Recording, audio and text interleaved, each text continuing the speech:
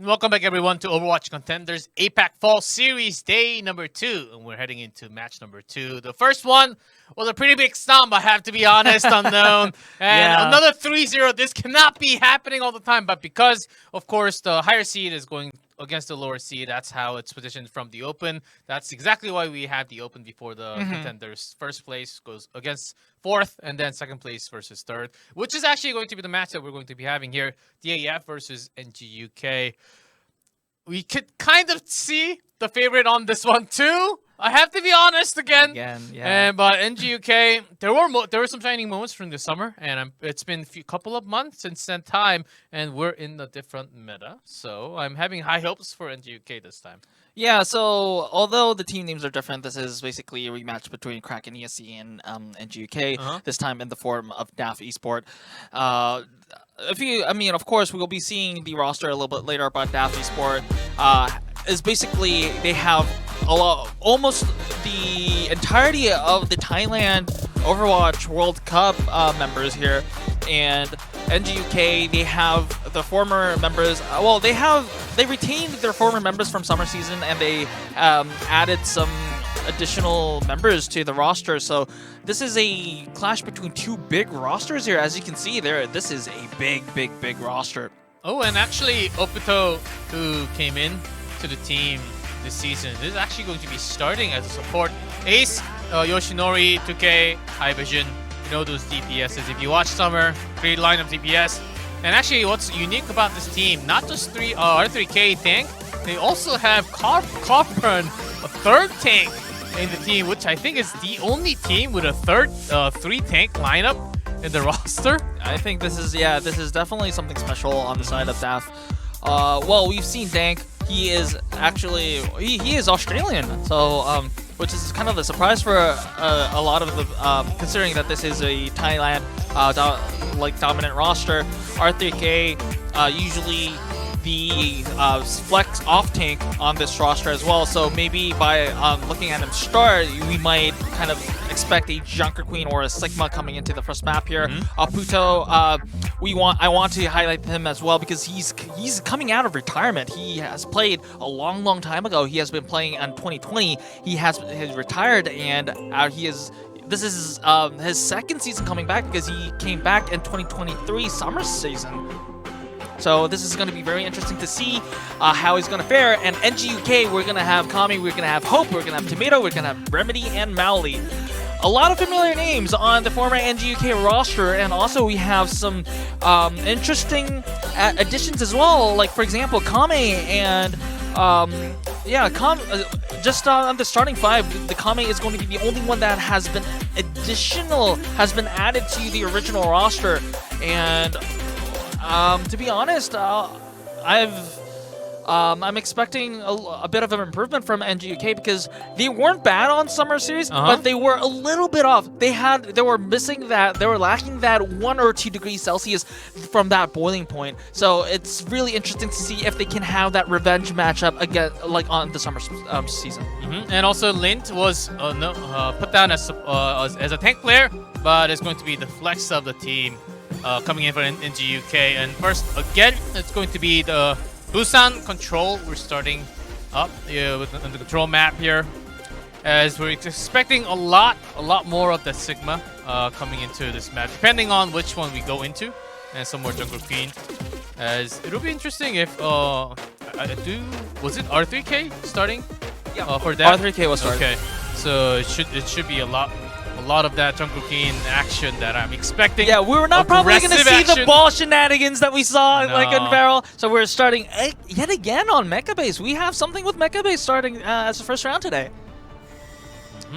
R3K with the Doomfist. I like this Doomfist hover here. NGU-K just for the hover, I think. Well, I mean, it is possible. Yeah, Doomfist is actually pretty viable. I do think that Downtown would have been a little bit better to start the feature the Doomfist with, but however, Doomfist is still a very good pick. But looking at the other components, maybe I am seeing a swap to the Orisa, unless R3K really wants to do the Doomfist. It looks like they're just going with the Doomfist. It is the Doomfist. It is. So this is something I think the first Doomfist we're seeing in Fall Series in APAC, isn't it? Yeah, first Doomfist, except for those like last second touches from Doomfist. Actually, starting with Doomfist, this is certainly the first getting a kill. Mark by getting a kill on Remedy. That's a great start, jumping back and forth. Of course, the mobility on this hero is just insane. But the thing is that you cannot really sustain as much as compared to the other tanks like Orisa, but when you already have a member down on the other side. Actually, Torbjorn got another headshot onto Mei. Cope going down, so that'll take some more time for them to actually regroup to have Mei back on the field. So this is kind of, just looking at this matchup, this is a little bit different from the matchup that we've been seeing on Orisa versus Junker Queen. The Orisa versus Junker Queen matchup is that, hey, if you're the Orisa, you want to poke before Junker Queen is in her effective range. And it's that fight between, can you actually get into range, or are you going to get poked to death before that? But with the Doomfist, it's a little bit different because Doomfist is almost a dive composition sort of tank. But then if you look at the other members of DAF, it's a poking comp. So what this means is that you throw the Doomfist at the other team and just try to keep him alive, because he is going to be harassing the position of the well-established Orisa composition, and then the poking DPS and the support will be doing damage to the disarrayed positioned formation of NGU-K, and right now it looks like it's working. Yeah, so far with the Blizzard has the 1 point. NGU-K it seemed like they got more, but it's actually DAF who got a lot more done. R3K still alive. Everyone else except for Tomato has been down for NGU-K. Some heroes being changed as DAF, as you mentioned. It's more for that aggro and the attention away for R3K. And within that time, a Soldier and Torbjorn actually coming in either from the side or the back. They're supposed to be putting out maximum DPS. It's also a competition, I think, DAF saying we have a lot better mechanics. We can actually just out-damage you guys if we just have the range. Yeah, so like in theory, this composition, like you said, is more similar to the Wrecking Ball composition that Varel used, and this means that DAF has a lot of confidence in both R3K's survivability and the DPS and their DPS duo, which has been working fine until this point. But there was a lot of ultimates used for NGU-K, basically everything. Exactly. This was an expensive fight for NGU-K, but it was necessary because it was already at overtime. DAF has ultimates of their own now. Although they already used the Molten Core, they have the tactical visor, they have the window, and also during that fight, Captive Sun will be online. So DAF will be using this to their advantage to take that point, to take back the point and also the round. Yeah, still keeping up with the Doomfist. I'm amazed. I thought it was going to be first used for just a little while and then a change. There's a kill picked up already onto Ilari there. Hope actually on that Tracer, first Tracer of the tournament, I believe. See how well he can rotate both of the supports down. It's just the tank and the DPS is on the point for NGU-K. Tomato having some trouble here. Kami with the heals. The pulse misses. Oh, that was a nice. So although the funny thing about Captive Sun is that even if your teammates do the additional damage that detonates the latter part damage of Captive Sun, it still counts as an Ilari kill. So yes, Pally did get the kill credit for the Soldier 76, but it was good follow-up damage on the side of DAF. So good team effort. I think this Doomfist composition worked really well against the composition of NGU-K. R3K made enough chaos and absorbed enough aggro for the DPS lineup and also the Ilari to do enough damage on the side of NGU-K. So credit to DAF for bringing up a very I guess a new composition to this tournament. Yeah, unique composition that has been working so far on the first map. Now, of course, going back on Sigma will be the big difference. Oh, Kame going back on the Widowmaker. on this map. So this is also a map where it's relatively kind of the distance is relatively short, so you can get a headshot kill. And despite the nerfs here, but I don't think there will be a lot of angles for the Widowmaker to take advantage of. Yeah, that's exactly why you don't really see Widowmaker on this map. Oh, that's a great pick from Hope. Shot win from the Soldier along with Ilari also. That 2 members down for DAF, actually going to be losing that first control point. And a pause kicks in. Ooh. So first pause of the day. So first of many. First Tracer, first Doomfist, and a first pause. Well, hopefully we don't. I mean, I'm okay with a lot of Doomfists. I'm okay with a lot of first fights, but definitely not a big fan of a lot of pauses. But hey, that's something that's out of my hands. So but at the current moment, it looks like NGU-K kind of found it was a good first fight in the sense that. It was a individual duel between the Soldier 76s and also an individual duel between the Ilaris. So if both of them on the side of NGU-K took down their counterparts, which means that inevitably there's no more kill pressure left for DAF. They have to fall back. They have to fall back, meaning that NGU-K will be in a prime position to take the point, and they actually capped the first point. So DAF will be in a position, they will be having to take that back, which might be in a disadvantage. Yeah, it's going to take some time for them to regroup and come back. And NGU-K, I think this is the biggest news that they have won the first few, especially with the Soldier taking the DPS down. Okay, you're lacking some damage, and then they immediately pushed. And I think that with the Biotic Field from Soldier, they were keeping all the... Sometimes they were lacking heal coming from the very first, the mech place. And we could see that from the back line of they were just not getting enough heals coming from both supports. They were sort of isolated because Doomfist was moving left and right. Because it almost seemed like everyone was chasing the ball. Everyone just the ball goes wide, and then everyone chases the ball, and then it was kicked the other way, and then everyone just follows the ball again. And because except for the Doomfist, everyone else was actually not near the sight line. They were actually hiding behind, putting out some long range DPS from the Torbjorn and the Soldier. So that has been the role for DAF so far. But on the second map, well, first loss for them. Let's see how they can actually retrieve and come back here. Maybe I think R3K might go back to the Doomfist because Doomfists are also is viable. Doomfist still viable? And okay pick on the second Busan. Yeah, I mean it's still viable because the concept is still the same. So you just in DAF's perspective, you just throw R3K at the opposition and just hope that he survives, right? And then right now. The pick itself, the other picks have not changed. So it's the same concept, you just poke out the opponent. But the difference here is that NGU-K also has some good poke of their own as well. They have the Widow, they have the Soldier 76, the Ilari, and the Batiste as well. So it might be a little bit of a risk. So maybe by, I see that R3K is not changing, swapping from not the Sigma. So maybe kind of thinking about the Widowmaker there. Kame getting a couple more shots, starting with that headshot onto Torbjorn now. Ace going back onto the Genji. No more Torbjorn, he says. Yeah, I think they're getting feeling a little bit pressure from the Widowmaker. So Genji is also very good at making the life of Widowmaker really hard with the deflect, and also the dash can close the distance really, really easily. So I'm assuming that that's going to be the case, but Kame does not care about the Genji and just taking out people left and right. And Remedy also headshots Ace, sending him back to spawn. This is actually looking pretty good for NGU-K at this point. Oh yes, the Sigma is just cannot cover too many angles, as you can only cover from one angle, and only an Ace going back. No more Genji. I'm going to just do 1v1, and with you bring your own Widow. I can do exactly the same and better.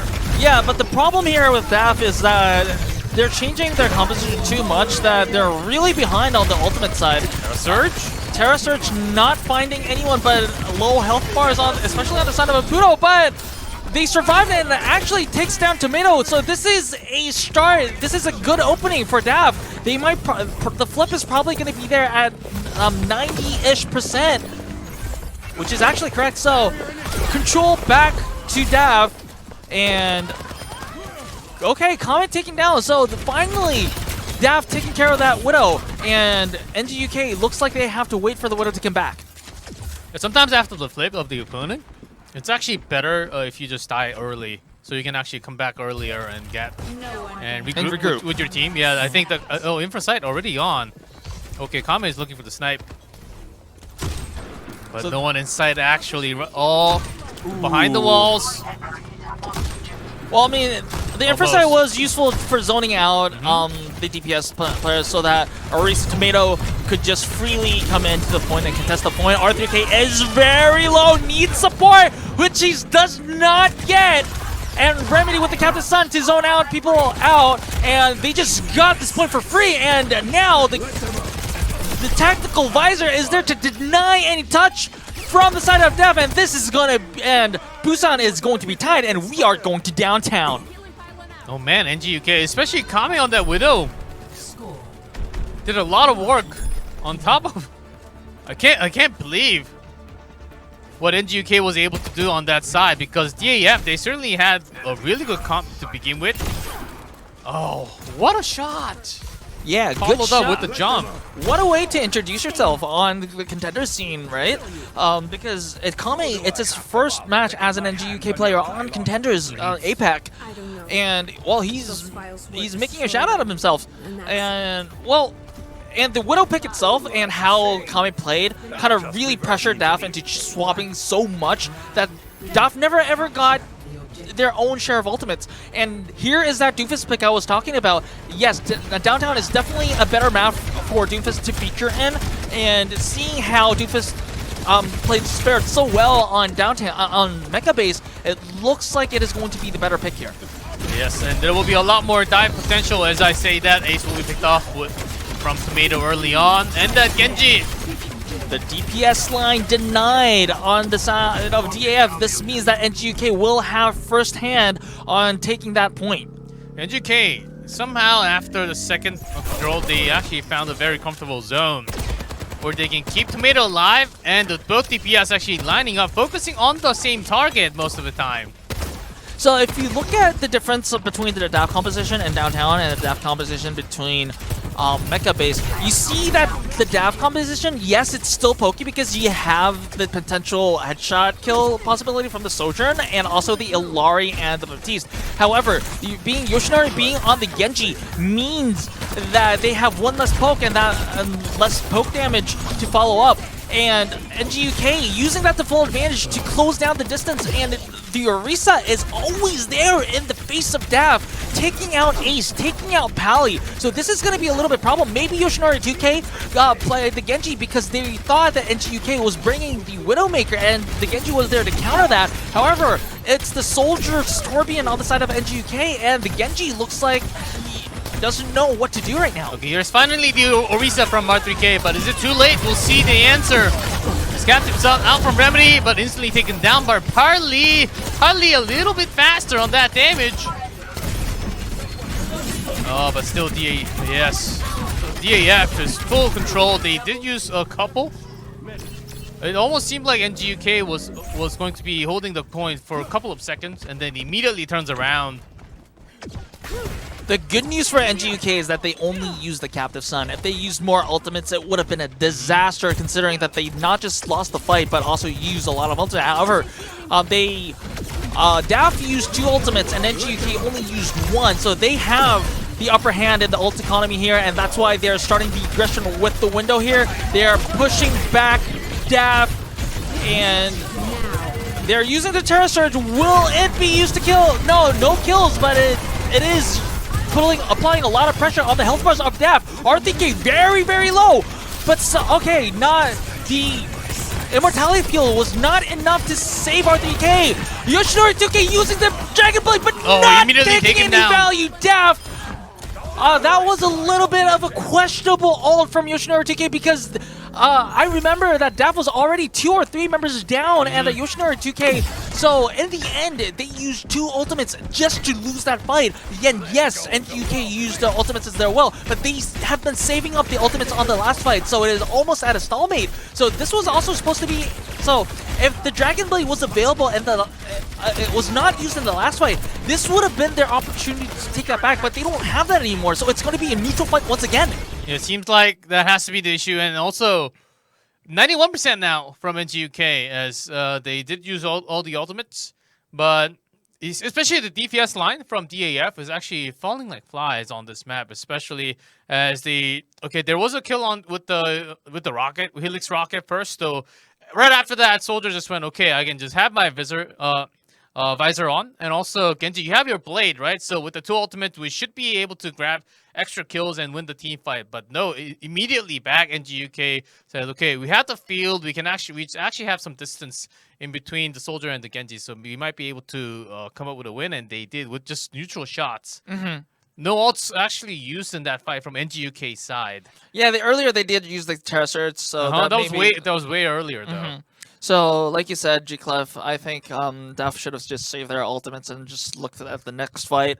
But it is what it is, and definitely DAF does have the ability to win that neutral fight, so we'll definitely have to see from there. But it looks like from the NGU side, Kame is having connection issues, but we're back. Kame's back. Yeah, Kame's back, and 94%. So this is already final fight territory. They need to... Okay, Touch is there. And Tomato is gone. So, like I said, DAF is winning the neutral fight. And they got their point back. And a few more ultimates available. Ali got another kill onto... That was a late kill, so we'll be getting a couple more percentages off. So what DAF needs to do here to close the deficit, to close out the deficit, is that they probably know that Remedy and Mali is almost reaching their ultimates. They need to act before these ultimates come online, but NGU-K, they got their ultimates online, so it's actually the same number of ultimates.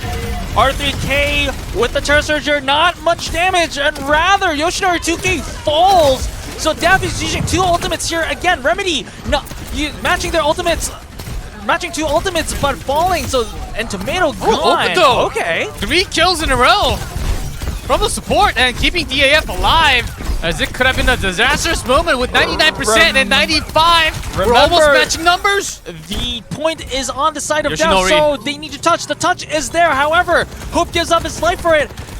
It looks like more members are on the side of NGU-K on the point. The point is flipped, and Ace needs to turn on the visor to turn things around. But will he be able to? Are there any bodies to touch? Soldier needs to touch. The touch is there. However, he is taken down.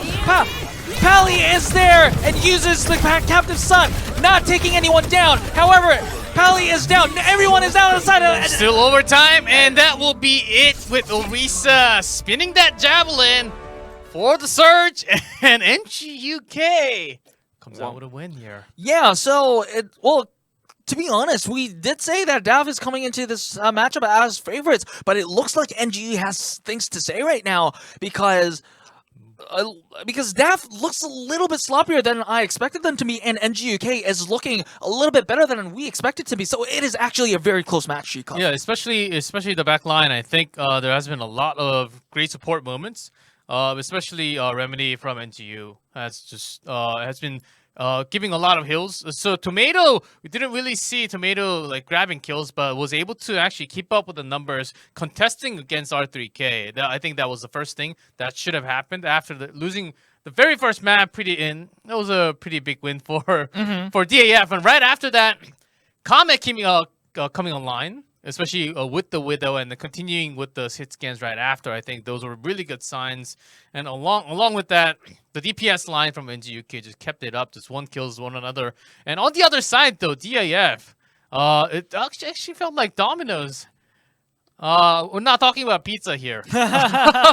and then one falls, and the second falls. Like there was a lack of coordination, first of all, and also the teamwork. It did not seem like the same. So weird position that we're seeing after such a great performance to start off, and then immediately crumbling down. I think they need to. DAF needs to kind of take the rust down a little bit. But that is going to be the end of map 1. We will be going to hybrid on the next map. Stay tuned. And welcome back, everyone. What do we have? NGU-K leading the series so far, starting from Busan. DAF not really putting in the work together. We saw that teamwork crumbling down to 0. Yeah. And they're going to be having a tough time if that keeps on happening. Yeah, DAF looks like they have some rust to kind of, unrust here. It looks like, yes, the individual talent is there, but I do want to point out the ult discipline from DAF. They are just throwing out ults when it's like clearly a losing fight, and then when they should have been saving those ults for the retake later on, they don't. After they use their ults in a losing fight, they don't have any ults to kind of break the snowball from NGU-K here. Yeah, exactly. And also, that kind of has two parts in it as well. If NGU-K also throws their ults away, or just throws, literally just throw, they can still take the game away. But NGU-K looking solid. We see a lot of good moments from Kame and also Tomato here. Tomato, surviving the aggression of DAF to the point where the other members of NGU-K can respond and answer kills. And it looks, yes, we do have to see more because this is just control. We do also have to see how the tactical or strategical points will be organized on the side of NGU-K and DAF once you start putting the payload into the equation. But this is a bright start, and we might actually have a series in our hands, G-Clef. Yeah, I think that's exactly what we're looking for here. Some bright moments already from Kame, switching in between many different heroes in just a map. So we are going back to Midtown, as we have seen a lot of that Midtown yesterday. Might be having some more projectiles, some more poking fights in between the team. I like it because I do want to stress the DPS line from both, because we do see some DPS doing well on map and then struggling on the other map. Because to be honest, I think Yoshinori's play in that final Busan was one of the weakest that I've seen so far, including all the summer games. So I would like to see some more contests, maybe some better pokes coming out from either DPS lines from both teams. Yeah, Midtown is really interesting to see because we've seen a lot of Midtown yesterday, a lot of teams. Here's that pizza again, but yesterday we've seen a lot of Sigma from a lot of teams on APAC. I don't know if that's just an APAC thing, but also do you see that pizza moving every time? Well, I mean, look, the pigeon's poking it, so probably I don't know. The pizza's actually moving every single time. If you touch something, it moves. It's not a stuck It's called object. Physics, G-Clef. But the pigeon. The important part is that the pigeon's not actually eating it. It's just smashing it. Anybody else? Well, I mean, it's leftovers, so even pigeons have a You know what? Every single time, especially after last night, I did want to grab a pizza when I went back home. And then I thought, what's making me want pizza so much? And then it turns out it was exactly Midtown. this screen. Okay. That we get to see all the time. And if doors open, here we go. Let's see if DAF can come back as NGU-K. DAF has a change on their roster here. We have a substitution in the form of Haivision. Haivision was one of the prominent hit scans that we've seen on APAC Summer Season. That's right. And like you said, G-Clef, this map involves a lot of poke, especially on point A. So it is interesting to see how the Ash from Haivision can make a difference here. And that'll lead into some more pokes. Oh, some better management coming up from DAF with the pokes. But still the support line from NGU-K keeping everyone up healthy. Up on the side. Somewhat more aggressive positioning as I say that. Kame taking down by Torbjorn Ace. A lot of poke on both sides. But if there's a difference between the Sigma matchup from yesterday and today is that yesterday we've seen a lot of the Bastion, we've seen a lot of the Hanzo. So this means that the Sigma barrier would be broken very easily, but today, on the side of NGU-K, yes, Soldier, maybe the Helix Rocket, maybe the Torbjorn can take down the barrier. It's not broken as easily, but it doesn't matter because NGU-K is taking down everyone on the side of DAF, and it looks like this is going to be capped for point A. At the moment that you saw Tomato pushing from the side, coming down the stairs, you know that they're going into the point as DAF. They just could not retreat, and on the way they fell and lost more members. And I thought that was going really well for Haivision and Ace, but I think it was actually Torbjorn who went down first from the AF's side. So this is a very interesting situation where if you look at the ult charges here, DAF actually did more damage to NGU-K than NGU to DAF. DAF is, despite losing the fight and losing the point, they have faster ult charges. So DAF need, if they know this fact, they have to be very aggressive. I thought that was a kill. I thought it was a kill too. So until I looked at the kill feed. Yeah. So DAF needs to be very aggressive here. Yes, they have 3 ultimates here. Ultimate's coming. The Captive Sun, but no follow-up damage. Oh, okay, the follow-up damage is finally there. Yeah, but DAF actually had to use 3 ults out of the 5, which I think was somewhat required to stop the momentum of NGU-K, as NGU-K, a lot are incoming. To be honest, it would have been the best scenario if they used only the Veridic Flux and the Captive Sun. But they also used the window as well, the amplification matrix as well. But the DAF still has 2 ultimates, and NGU has 3, 4 coming. And to be honest, the Molten Core is not the best ultimate in the attacking side of things. So maybe if used correctly, DAF can turn things around. But NGU-K, and the side of NGU-K, this is their opportunity. Oh, plus Soap immediately cleaning down the alley. The hallway is cleaned up with the lava coming down from Dorbian. Okay, this, although NGU-K used 3 ultimates and DAF used 2, this is still, we can still see that DAF is really kind of struggling on the ult discipline here, because DAF, once Dorbian got once Hope got access to a small alley here and used the Molten Core, this is a losing fight. There's no way you're coming back from it. And then they still used ultimates, and they still used the Bob, and it's not for High Vision to change from the swap from the Ash. So it's kind of like a little bit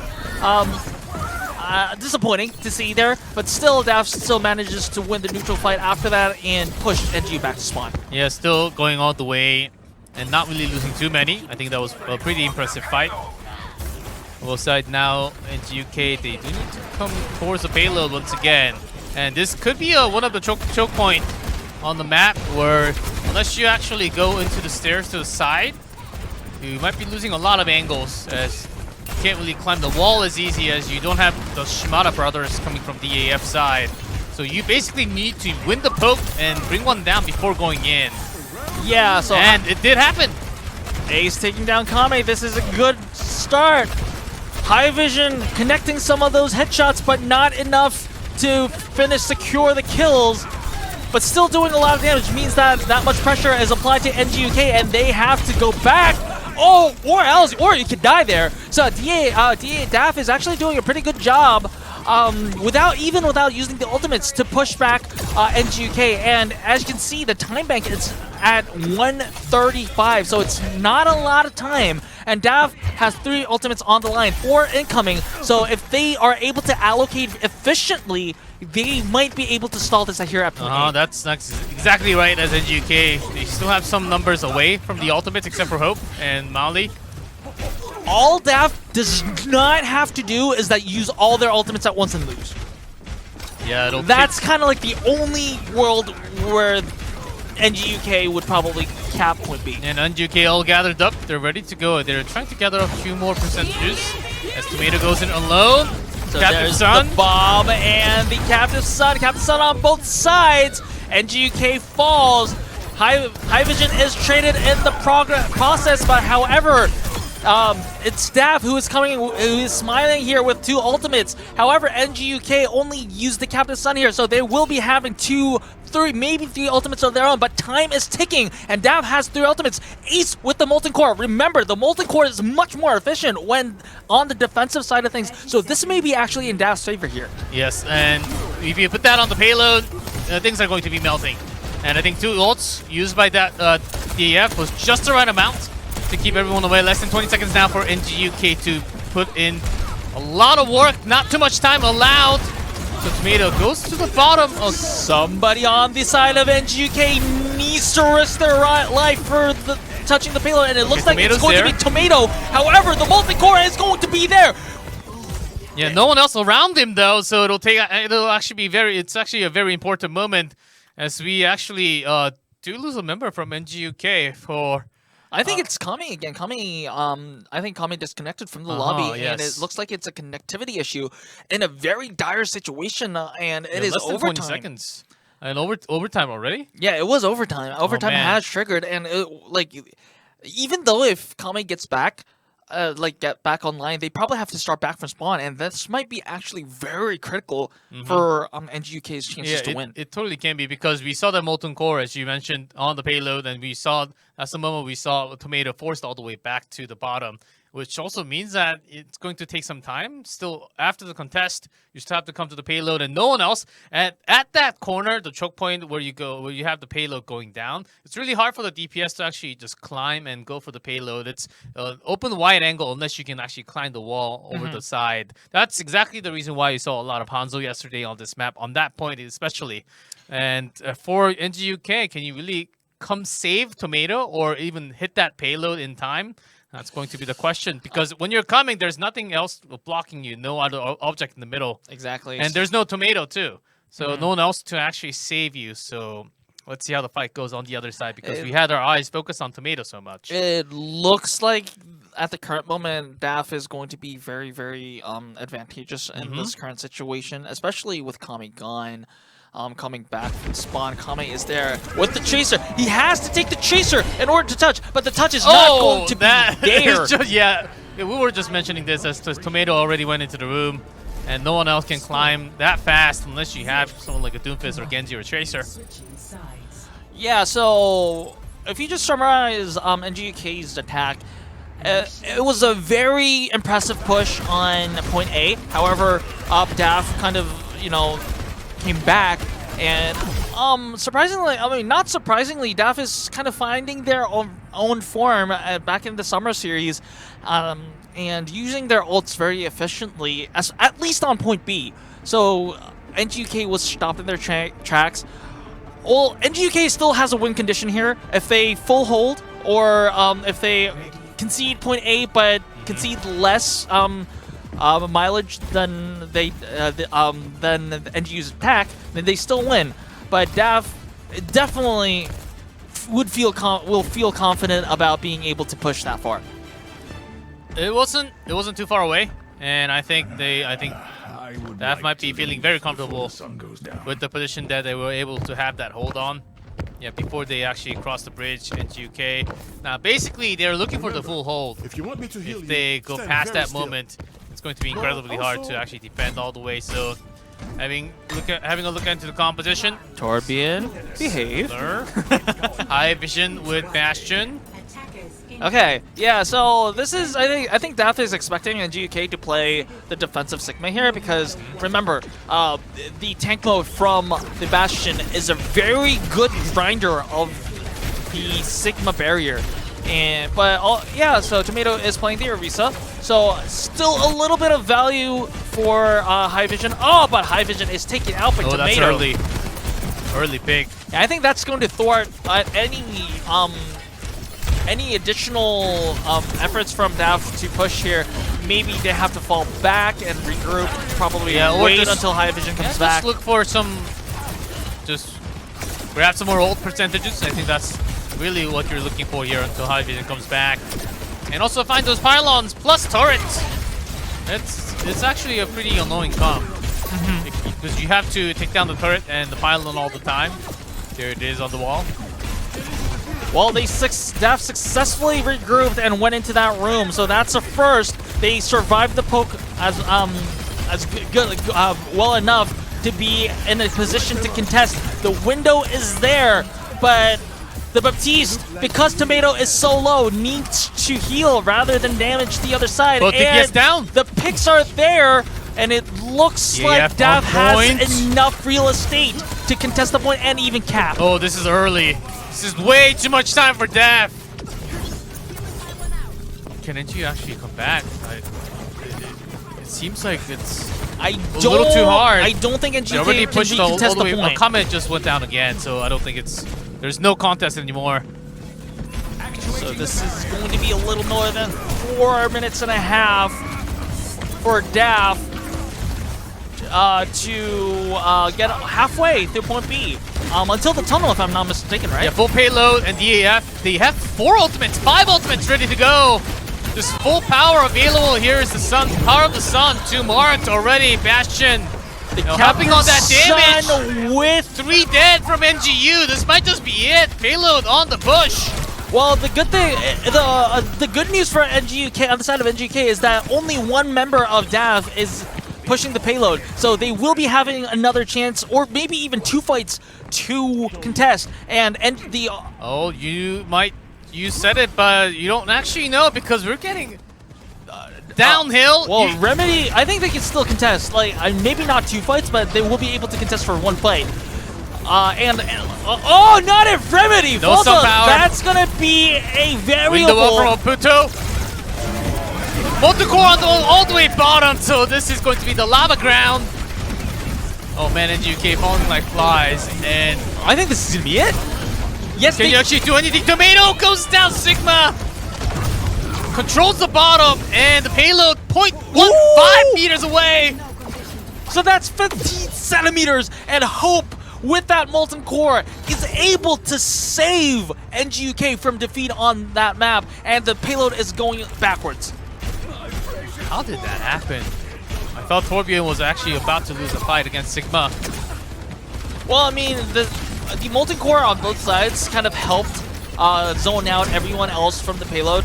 So that was a little bit, that helped a lot. But NGU-K, they used everything. They used absolutely everything on that fight. And DAF is approaching the Captive Sun again. So, and remember the last time the Captive Sun and the Bastion ult was used, it was used very efficiently to zone out. And NGU-K, they don't have any more space to be zoned out because 3 meters is enough for DAF to win. Very hard position for both because they have to consider the top of the bridge and also the room at the bottom. So far, Hope did just go down 45.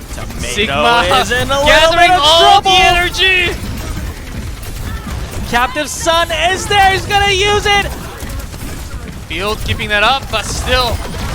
Oh, Remedy actually responding back okay, but out position, outmanned at the bottom. Nobody Genji left. does come in time, but for how long is the question? And the celebration comes down from Bastion, sealing the deal, and it is DAF with the comeback and hybrid. And that's a win, matching 1-1 map score. So we will be having the first push. First push. We will be finally having a map 4. So that's a. I mean, I did not know that I'd be so happy, like, you know, getting a map 4 here. But yes, I missed push. Yes, I missed push. But yes, so this is going to be a series here. DAF definitely certainly looks more comfortable than in Control. Putting in high vision here, not discrediting Yoshinori 2K by putting high vision here on the head scan. The team looks a lot more balanced, and for some reason, their ult allocation looks improved here. So they are finally getting their good memories back from summer season. And NGU-K, it doesn't look like they're playing bad because they really played well on their A-point offense, A-point offense. Yes. But they were not able to cope with. I think they were kind of a little bit caught off guard because on Busan they were like, I mean, NGU-K are wasting ults, so we can probably, you know, out snowball them. But then DAF was like coming back to their old form. Yeah, we'll talk more about the teams when we come back, but we'll take a short break, guys, because before we have to go to push, we do have to play on Flashpoint. So we'll be right back with map number 3. Welcome back, everyone, to Overwatch Contenders APAC Fall Series. We have a series here for the first time. Finally. It is not a 3-0 guaranteed. And we have NGU-K was leading up 1-0. Now DAF catching the series back up 1-1. With High Vision coming in, as you have mentioned, it does seem like DAF is slightly more balanced in terms of team fight. But I really have to say, I think the map choice, because DAF lost the first, because which means that Midtown was chosen by DAF. NGU-K at that point, at that corner where you have the payload turn around and go down to the bridge. It did seem like they were having a lot of tough moments gathering the team up. Almost seemed like they did not really have that much team coordination at that point. Maybe it just came down to the map selection. Midtown might be less of a practice map for NGU-K compared to DAF. I think that's also partially true because, you know, map choice. There's a reason why map choice is given to the loser and given an advantage, right? So on that front, NGU-K is selecting New Junk City. I am very curious to see what they have in store. I'm still kind of thinking about it. I'm still thinking that both teams will go either the Orisa or the Junker Queen on this meta. I think that in this map type specifically, because since maneuverability and mobility is so key in this map type, the Junker Queen paired up with Lucio it would be a little bit better, but we'll see. Man, when are we ever going to see a Roadhog? I don't. I'm a big Roadhog fan ever since the beginning of Overwatch 1. Oh my god. But remind me never to have you on tank when I play Overwatch with you. It's okay because I mainly play DPS or support. Oh, we are seeing the background for New Junk City. Actually, so it looks a lot better when you're looking at far away. It looks less junky, for lack of a better word. Lots of container boxes.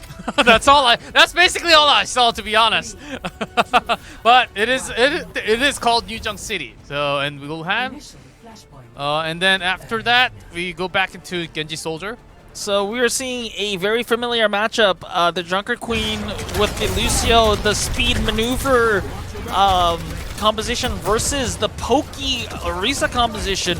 So just if you just think about the combat, the Orisa composition has the upper side. However, considering that this is a map that is very large and has a lot of space to maneuver around, the Junker Queen composition has the upper side on that front.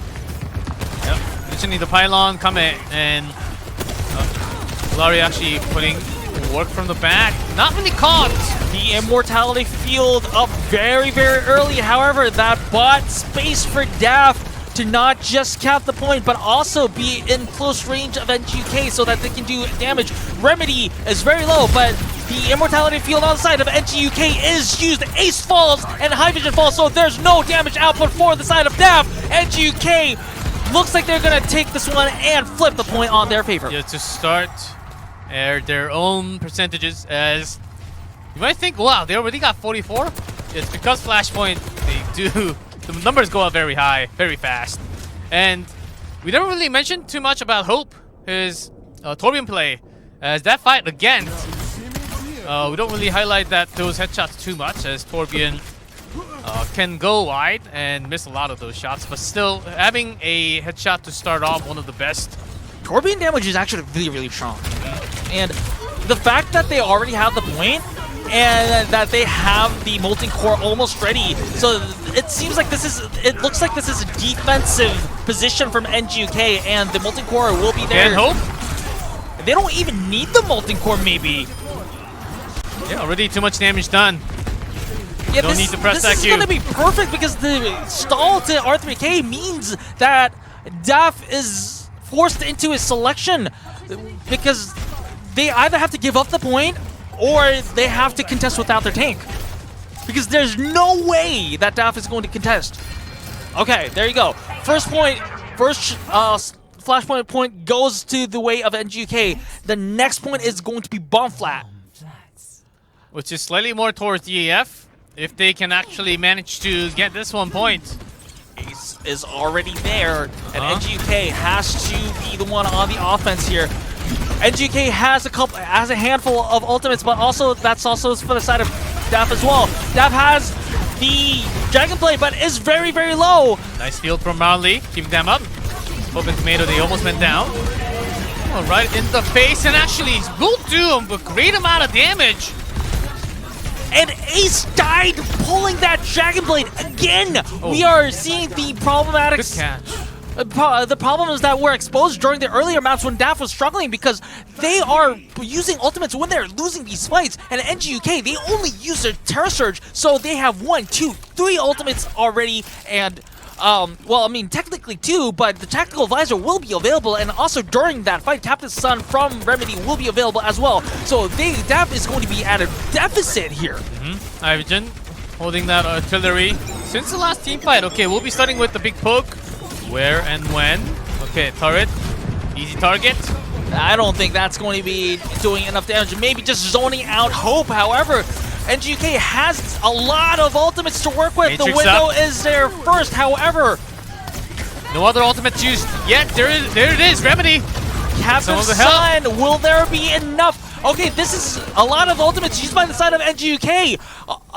Yeah, so that was an expensive fight, but because DAF used so many ultimates, previously they don't have any ultimates online to just take advantage of, and NGU-K is on the defending side of this point, and they have the Molten Core.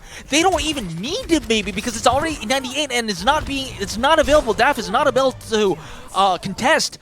Yeah, even that was actually a close respawn for DAF side. Did not really come in all the way. NGU-K, knowing that, okay, they had some amount of time to contest for the point for the 99%, but they did not. So let's be careful with the rotation. NGU-K taking a wide turn. Yeah, once again, the point spawn is in the favor of DAF. So DAF is already taking defensive positions on that point. But however, that was also in the case of bomb flats, and NGU-K just took it away from them. So it's... I think DAF needs to do something special to turn things around here. As the first... And that is something special.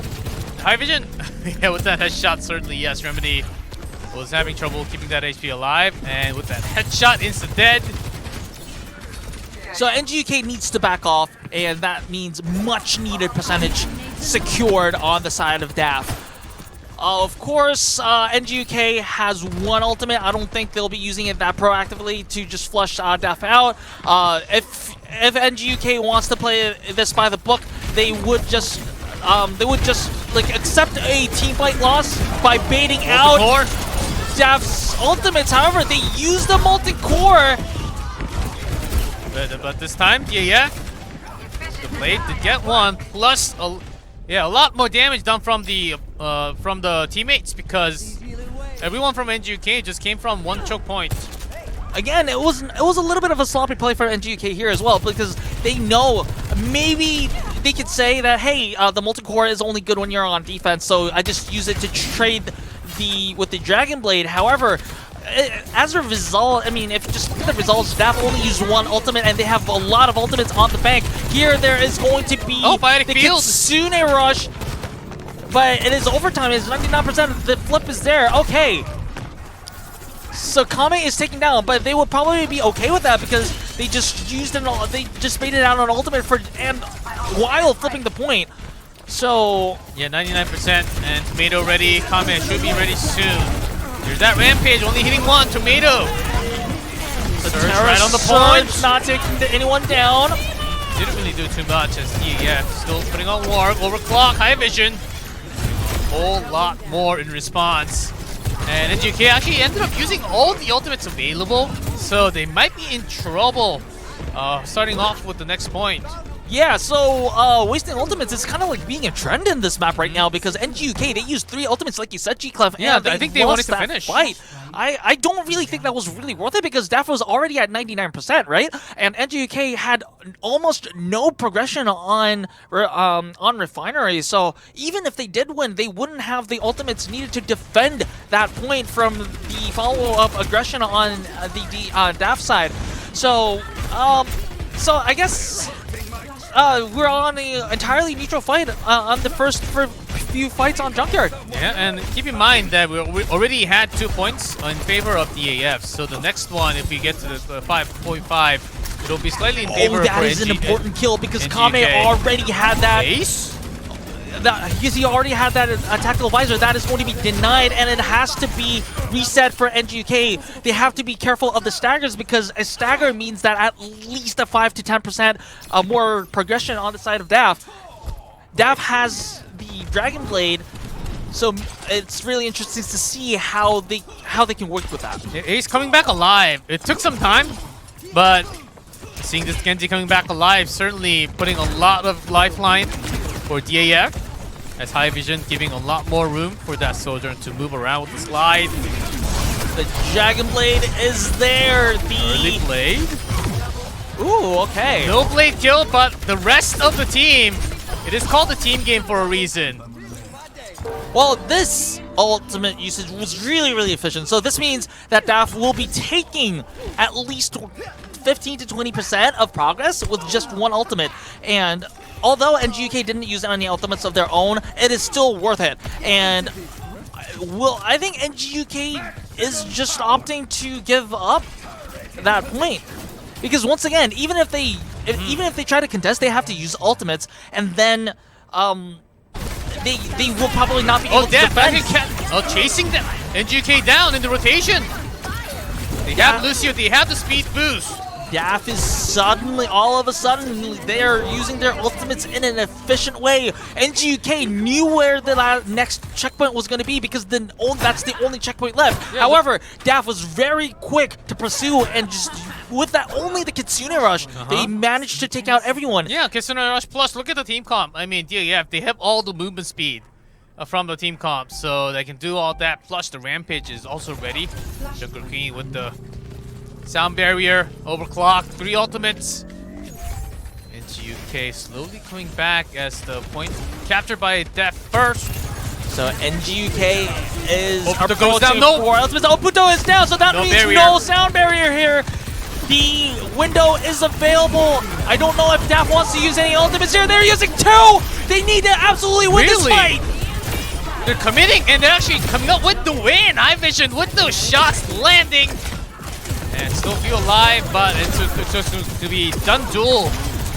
Finally, DAF is winning. DAF finally got something from their ult gamble here. It looked like if they were over-investing their ultimates for this fight. However, because there were at least 2 members down, if I'm not mistaken. However, they actually managed to turn it around. And this is, even though NGU-K has ultimates of their own, they used ultimates in the last fight, so it was actually worth it. And DAF approaching 80%. They might be actually able to take Yujung City. Yeah, they still have Blade and the barrier early up. Ace pushed back with the up first, but still alive, doing a whole lot more. And here is that Genji for you. 2 kills, and more should be followed up. Oh, Hope is actually on the point. Oh, almost flipped, but contested right before the flip. Denied. So it's not going to happen. And that is going to be it. DAF takes Yujung City. And coming back. Wasn't this a reverse sweep? I think it was. I remember 2-1, and then it's a 3-2 now. Wow, this is really impressive stuff from DAF, because there were moments where both teams were being really sloppy because they were using ultimates when they were kind of behind. But at least for the last 3 checkpoints, DAF was using. They were really efficient because they were winning fights with 1 ultimate. They were pursuing that pursuit until the last point. Just the Kitsune Rush was really impressive. Yeah, I do like the commitment, especially with even with Ace. Sometimes when you have that Genji, you just have full trust. Okay, do whatever you want. But this time, DAF actually went in together with the Junker Queen, with the Lucio and Kiriko, along with that High Vision, of course, on the Sojourn. The team comp made sense, and they had the confidence to go with the Blade. It was just a full team wipe with the teamwork, which was somewhat missing in that map number 2, as we were criticizing on DAF. When they have it, especially when Ace is alive, when he can do that much work for the team, just carry that workload and move it forward. That's exactly what you need to win that map. And it's going to be a 2-1, not a 3-0, guys, for the first time. So we will be going into that push, but we'll take a short break, guys. And first, from APAC Fall Series, a push map. Hey everyone, welcome back to APAC Fall Series. We are on map number 4. First time for push. We don't know which map yet, but it's going to be very interesting as DAF just made a big comeback on that Flashpoint. So we talked about this a couple of times, as Flashpoint is one of the longer map on a single I guess on a single map that doesn't change. You just go between different places and you continuously play. And then the flow, because it's such a longer flow compared to all the other maps, it does change the tide a lot compared to the other maps. Yeah, especially because because New Junk City went all the way to all 5 checkpoints, right? I think this might be a big confidence boost for the side of DAF because I mean, yes, they are having the momentum because they won map 2 and 3. However, having that kind of comeback because they were behind, they were definitely behind on checkpoints in the earlier half of New Junk City. However, taking like almost like a reverse sweep in a match, the momentum that it gives is definitely swinging in DAF's favor, and it's very interesting to see how NGU-K can come back from this because it's a very close match. Even though if there's like I think for the exception of Midtown, I guess all the maps were pretty close, and now we're going to New Queen Street, which is we haven't seen New Queen Street in a while. In a pretty long time actually. As this push, now we in a different meta. What's it more likely going to be like? No more Ramatras. Oh, of course, Sigma can totally happen here.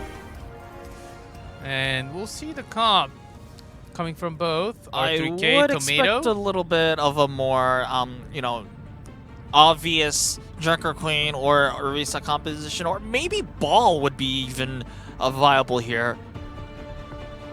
Yeah, New Queen Street is definitely a Ball viable map. Oh, okay, okay. G-Cliff, you are correct. Well, they are both hovering the Sigma. Huh? Only for now. But the Sigma does make sense here. I imagine they would be. Imagine both teams will be having a lot more pokes. Now, I guess Hope is feeling. I thought Hope was doing a decent job on Torbjorn, but switching on to, I guess the weather fits. May is going to be the choice. I think that the May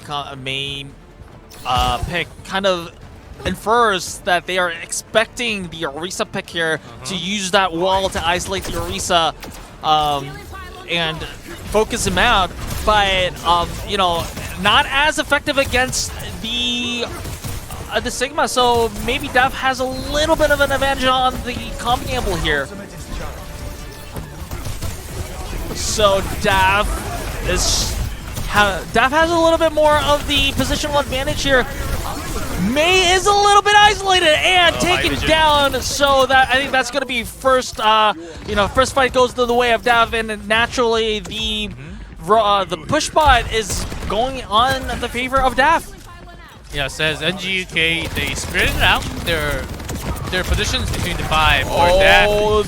The staggers are going to be there. This is going to make it a little bit worse for NGU-K. That's a very late kill onto the Soldier.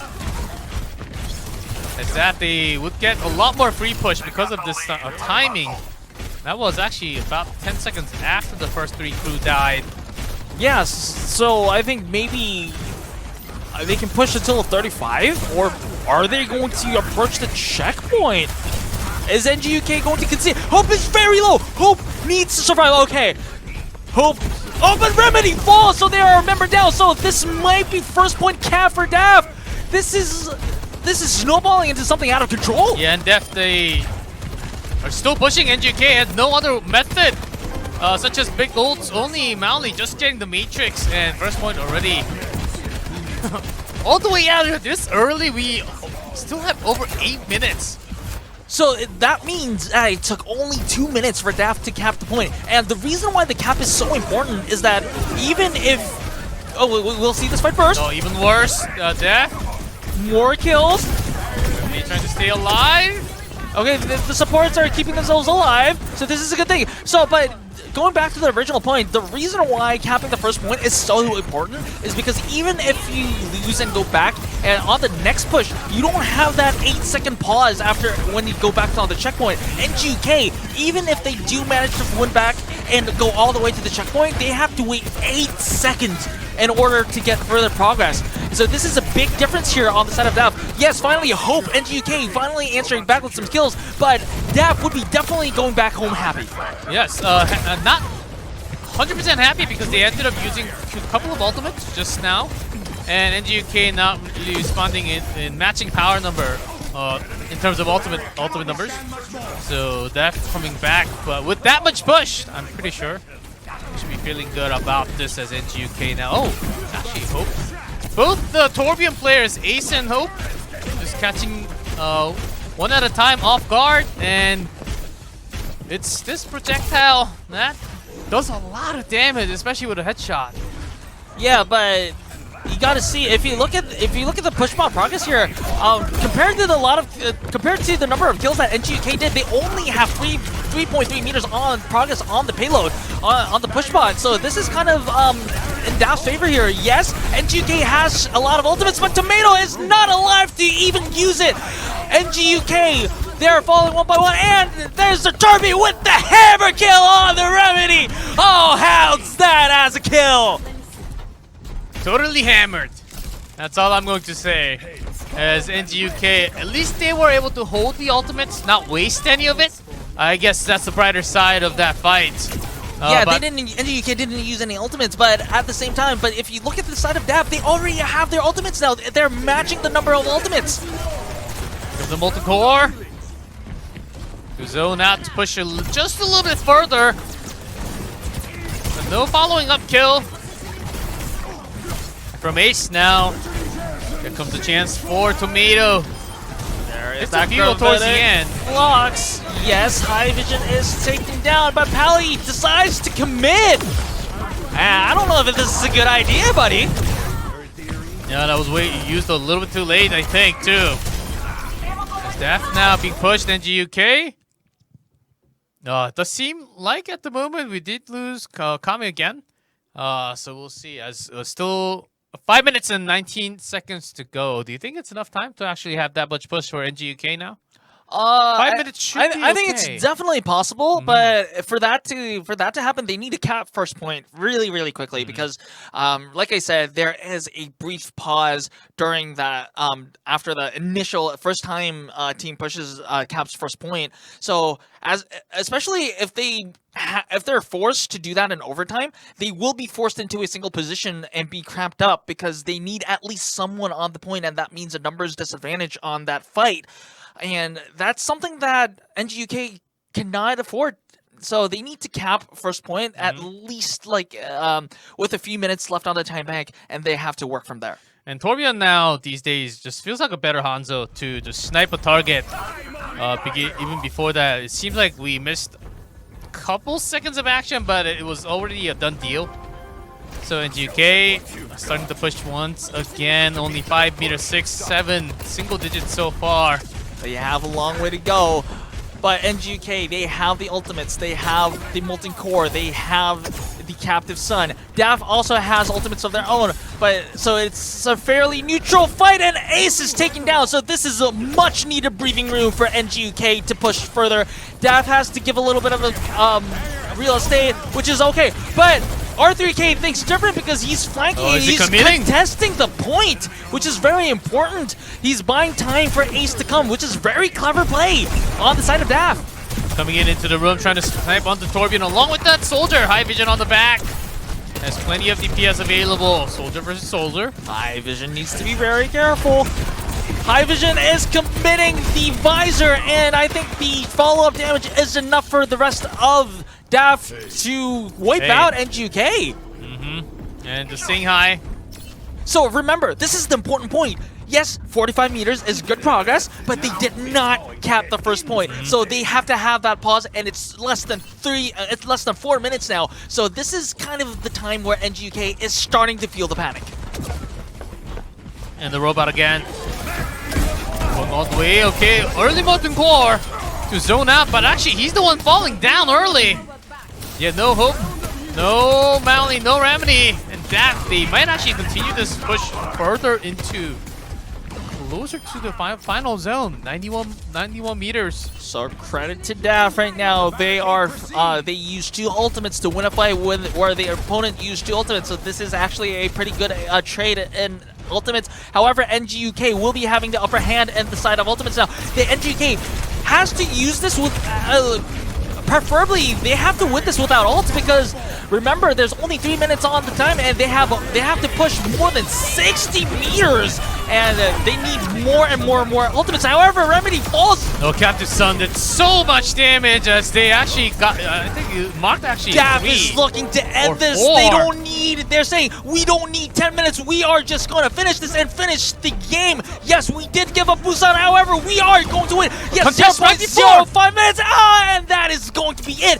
DAF takes New Queen Street. DAF takes the game. They go to the winners, and they will face Varel. Certainly deserving after losing the very first. That was the only, and the quick sweep coming down from DAF, especially the teamwork coming along after the roster change. Hydrogen coming in for the player that actually made a lot more play along with R3K. I think that was the right move. If the player is not feeling perfect, if you think that you're actually not having the 100% at the moment, I think that's the power of having a bigger roster. Sometimes you just have your day, sometimes you don't, and that was I think the biggest change that was required for DAF to win the series today.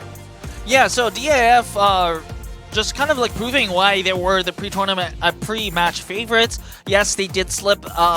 They did slip on Busan. They still, even on the map they won, they did show a little bit of vulnerability. So they definitely need to kind of like keep that in mind when they're going against Varel, who will not be as forgiving as NGU-K when exposed with those kind of problems. However, still full credit to DAF, who has been. After Busan, we thought DAF might actually lose this matchup. However, coming back from a very shaky control map is something that needs to be very commended. Yes, I think that everyone should be taking notes from Unknown, right? Everyone should be having a paper pen all the time, listening to the commentators. Okay, after the match finishes, go back to the bot. Okay, let's see what Unknown said. Okay, that check marks, bullet points. Okay, let's work on that, boys. But the greatest thing is that we will actually get to see the winners match happening right after. I do like the broadcast format a lot. Yeah, so we're definitely, it's kind of like a Colosseo format where, hey, like, you know, we see the better teams of the day play against each other. So it's definitely exciting to see. Yeah, Varel probably would have watched DAF play right now. They should be kind of feeling pretty confident, but at the same time, DAF has a very high skill ceiling. So unless Varel is at their very best, they might be subject to a very big upset here. However, I'm really excited to see, number one, that we saw Pushmat for the first time, and number two, that we're going to see these Varel and DAF go against each other. Player of the match is going to be Hydrogen, who was put in starting from map number 2. Some great overclocks coming from Sojourn and Flashpoint, also in map number 2. Yeah, if you can just one tap a hero like that, is exactly the player that you would want to play with.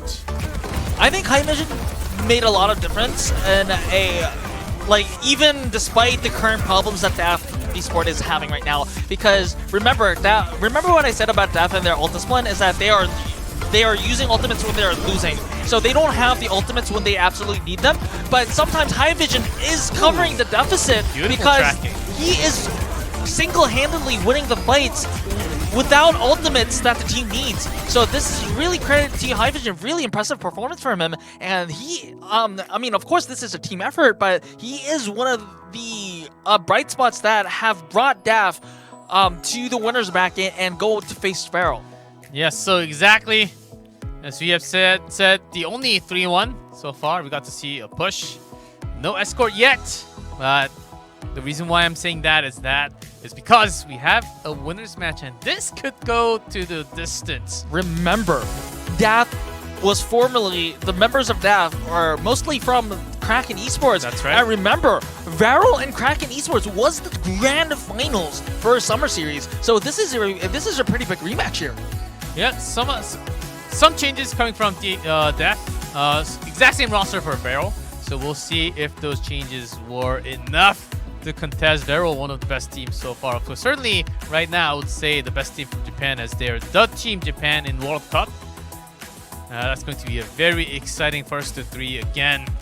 But DAF, compared to what Vero was able to show in the very first match of the night, they were not perfect. Of course, after High Vision knocked onto the door and says, "Guys, open the door for me. I need to get in. Unlock my power. Unleash the High Vision." That was all they need. And NGU-K does go down. They are not out of the tournament yet. They do go down to face a Fade next week. Next week. Yep. So, actually, today's Tuesday, so next Friday. So in just about 10 days. Ooh, yeah. So that'll be those matches from the lower bracket. But once they lose in the lower bracket, they will be having teams start being knocked out. Yep. But in the winners bracket, no one's going to be knocked out at all. Yeah, so they haven't expended their extra life yet. So even if a team, either Vero or DAF, loses on the winners bracket today, they go to the next stage of the losers bracket, of their lower bracket. So it's, I mean, no biggie. But still, if you can manage to win on the winners bracket, and that means that your chances of survivability on surviving in the tournament gets that much higher. And I mean, it's also, imagine winning a tournament and then just winning everything and staying in the winner brackets the whole time. That's winning in style. So that's what you probably want to do, especially that's how you close out the year in your Contenders campaign, right? So. So that's really interesting to see, and yes, DAF. The next matchup is actually really interesting in a sense that this is basically 2 World Cup rosters that have made it to the main event, clashing against each other. Yeah, that's going to be very big. Of course, APAC-A, South Korea did end up winning the entire thing by far. Of course, their roster was. One of the strongest. Yes, that's a cheat key. But that except for South Korea, Team Japan, and also basically the entire roster of DAF, they are contesting real hard for that spot. And maybe it'll be a different story this time, as it is the fall series. It's been a couple of months, different meta, and also Flashpoint, I think, will be the big key. So I think we have some time before we do have to take a break before we get into it. We have to get all the players in and get it ready. I had the call, so guys, we will take a short break. When we are back, that match, we'll see who comes out on top. Vero versus DAF. Let them up.